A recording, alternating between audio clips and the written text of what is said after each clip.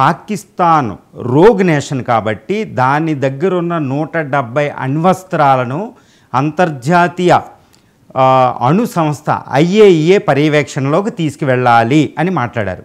ఇది ఎంతవరకు సమంజసం అంటే, ఫస్ట్ పాకిస్తాన్ని రాజ్నాథ్ సింగ్ గారు డిస్క్రైబ్ చేసిన విధానం ఏంటంటే, ఇది ఒక రోగ్ నేషన్.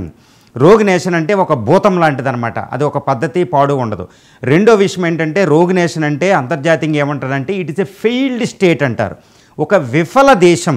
ఇప్పుడు సొమాలియా అని, ఇథియోపియా అని, యెమెన్ అని, ఈ ఆఫ్ఘనిస్తాను, మయన్మారు, బంగ్లాదేశ్, ఈ దేశాలన్నింటిలో ఏంటంటే విఫల దేశాలు అంటారు.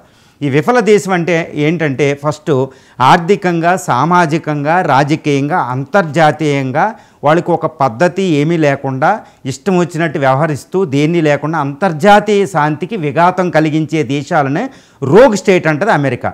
అదేవిధంగా అంతర్జాతీయ చట్టాలు కూడా వీటిని ఏమంటారంటే ఫెయిల్డ్ స్టేట్, విఫల దేశాలు అంటారు. పాకిస్తాన్ సుస్పష్టంగా చెబితే ఇది ఒక విఫల దేశం.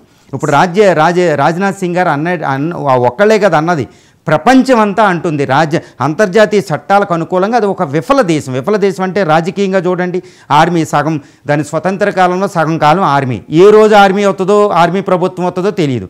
ఏ ప్రధానమంత్రి 5 సంవత్సరాలు పూర్తి చేయలేదు. రాజ్యాంగం 100 సార్లు మార్చారు దానికి వచ్చిన తర్వాత. అంటే రాజకీయంగా దానికి సుస్థిరత లేదు.